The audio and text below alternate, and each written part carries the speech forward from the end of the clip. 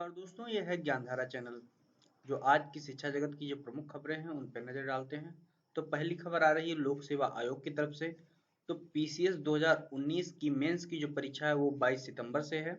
इसकी घोषणा कर दी गई है। तो लोक सेवा आयोग ने पीसीएस मेंस 2019 का परीक्षा कार्यक्रम जारी कर दिया गया है। यह परीक्षा 22 से 26 सितंबर तक प्रयागराज, लखनऊ और गाजियाबाद में आयोजित की जाएगी। पहली पाली की जो परीक्षा है वो 9:30 बजे से 12:30 बजे तक। दूसरी पाली की परीक्षा जो है वो 2 से 5 बजे तक होगी।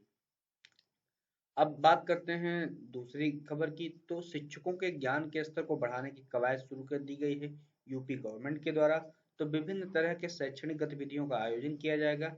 न्याय पंचायतों में शिक्षक समूहों का गठन किया जाएगा।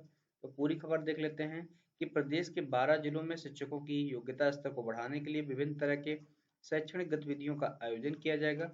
इसके लिए विभाग ने इंडिया एजुकेशन कलेक्टिव नाम की एक संस्था के साथ करार किया। आइए हम लोग देखते हैं अगली खबर। तो जो अगली खबर है वो जो आ रही है कि नकल के आरोपित अभ्यर्थियों का परिणाम घोषित कर दिया गया है। बात है एसएससी को लेकर के। तो एसएससी ने हायर सेकेंडरी लेवल की जो परीक्षा होती है CHSL 2018 के दूसरे चरण की परीक्षा में नकल के आरोप में असफल किए गए लगभग 4500 अभ्यर्थियों का परिणाम घोषित कर दिया गया है। तो उसकी संस्तुति पर जो है जो हुआ है उसमें 4500 अधिक से अधिक अभ्यर्थियों को राहत मिली है। और ये जो परीक्षा हुई है वो डेटा एंट्री ऑपरेटर के लिए हुआ है, और लोअर डिवीजन क्लर्क के लिए, जूनियर सेक्रेटरी असिस्टेंट के लिए, पोस्टल एंड सॉर्टिंग असिस्टेंट के लिए।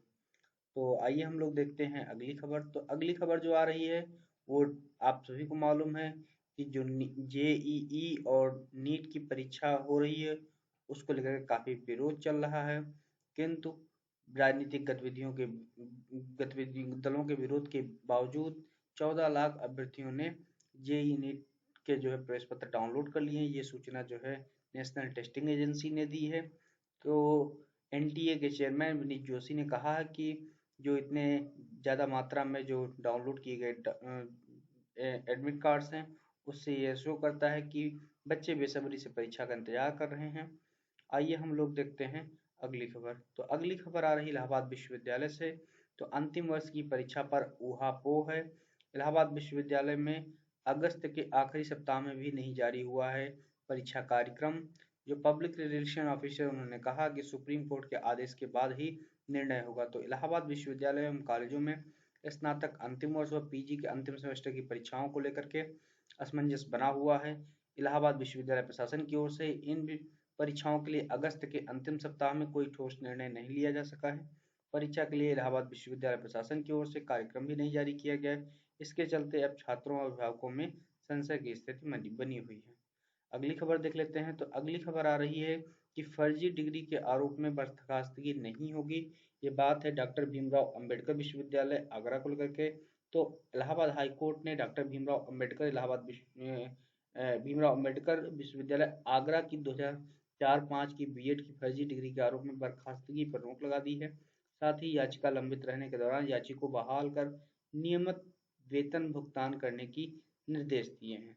अगली हम लोग खबर देखते हैं। तो अगली खबर जो आ रही है वो आ रही कोरोना को लेकर के। तो कोरोना को जो लोग मात दे रहे हैं वो फिर से पॉजिटिव हो रहे हैं।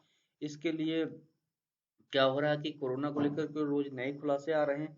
अब कोरोना को मात दे चुके लोगों की रिपोर्ट पॉजिटिव आ रही है। डॉक्टरों का कहना है कि ठीक होने के बाद भी शरीर में वायरस का मृत आरएनए अंश मौजूद रहता है।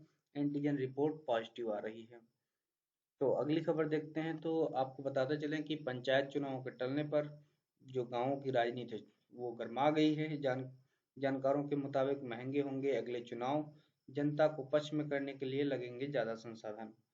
तो अब देखते हैं अगली खबर। तो आपको मालूम है कि कोरोना संकट चल रहा है। तो कोरोना के बढ़ते मामलों को देखते हुए उत्तर प्रदेश के मुख्यमंत्री योगी आदित्यनाथ ने शनिवार और रविवार को बंदी जारी रखने का निर्देश दिया है। तो आइए पूरी खबर देख लेते हैं कि मुख्यमंत्री योगी आदित्यनाथ ने कहा है कि प्रदेश के सभी बाजारों की जो साप्ताहिक बंदी शनिवार और रविवार को रहेगी। राज्य में हर शनिवार एवं रविवार को स्वच्छता, सैनिटाइजेशन एवं फॉगिंग का विशेष अभियान चलाया जा रहा है। इन कार्यों से जहां कोरोना की चेन तोड़ने में मदद मिल रही है, वहीं संचारी रोगों को भी काबू में आ रहे हैं। उन्होंने डीएमओ को आदेश दिया है कि साप्ताहिक बंदी सख्ती से लागू की जाए।